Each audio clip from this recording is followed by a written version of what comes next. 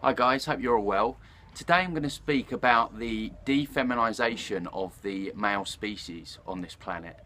This has been something that's been really sort of becoming prevalent more and more in today's society. Really, for me, since about last week, it really hit home when I saw an advert. Someone sent me an advert for this beard culture that's in at the moment, a glitter beard, and it's like full of glitter in it, and it looks really not very good. But beyond that, it's, for me, it's part of an increasing agenda to feminize the male species. The beard itself, in my opinion, has been corrupted. I mean, I can't grow one, and I'm not just saying this because I'm jealous or bitter, but the beard for me always represented courage, bravery, you know, almost like a, you know, warrior type.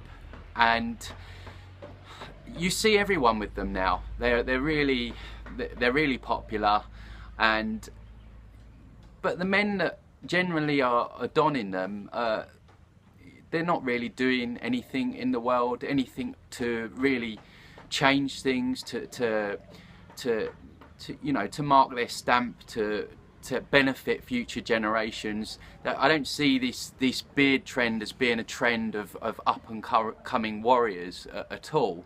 I see the exact opposite, and that was proof when I saw this glitter beard thing. And you couple that with the skinny jeans look, and you know, fashion obviously is a big one for them in the way they direct society. So we have men looking more and more like women. You know, you look at the beach where it's more and more skimpy, where, you know, really you're seeing things you don't really want to see. Certainly not as a man, and I imagine as a woman as well.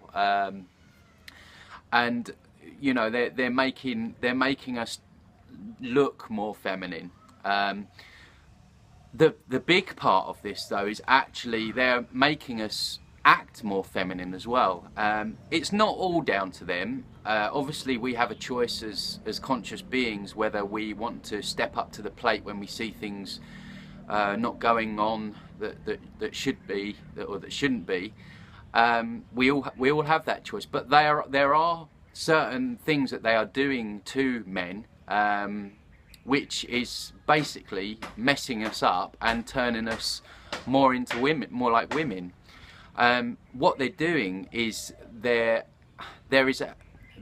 got the female, you've got the female estrogen, the female hormone estrogen, which is now in a lot of our food, particularly in the drinks as well. Food being in a lot of animal products, because they feed this growth hormone to the animals to make them fatter, to produce more stock, and obviously to make more profit. And when you ingest this, you are ingesting this into your body, which is then changing the way that you behave, and actually physically reshaping us as well. And part of that is the whole man boob thing. So you've got men now with these boobs which look really appalling, and you know, bigger stomachs, and you know, all this is to get us to quell down on our natural instinct. As men, we are traditionally seen as protectors. People, we're kind of the people that stand up. I'm not saying that women don't at all. Women are just as much bravery, but I'm talking in general. We're seen as that protective type. It's the sacred masculine side of ourselves, of action, of protector, and that by these hormones that are getting put into the food and the water is getting knocked out of us.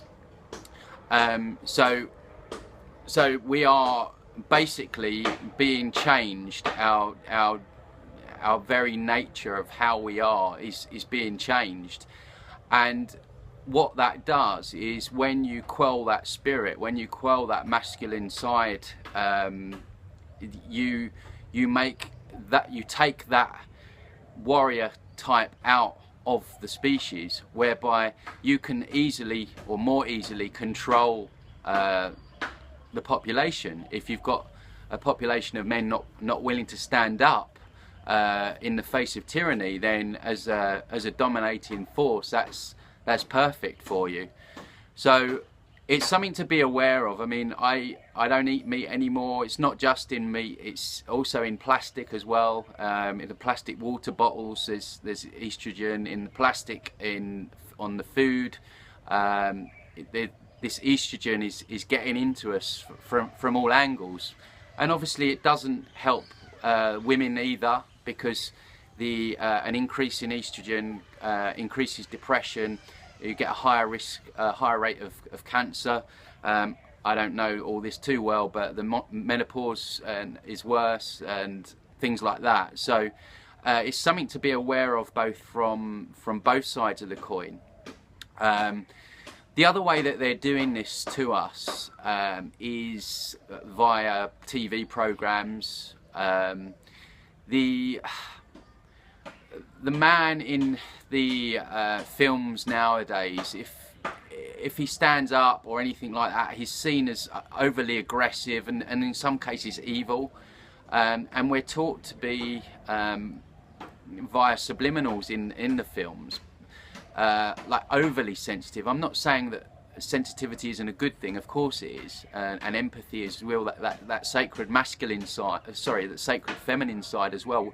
As males, we need to balance that as well, but we are being overly pushed the other way. So you see in a lot of these films where, you know, a lot of the men, particularly the romantic films, you know, they're always seen as this sort of clueless, lovable oaf, if you like, and you know, the woman always sort of walking all over them, you know, this sort of thing. And again, I'm not saying that you know, we need to turn into like a hugely dominating, buccaneering species, because obviously there is already at this stage probably, well, there is too much masculine left side in the world.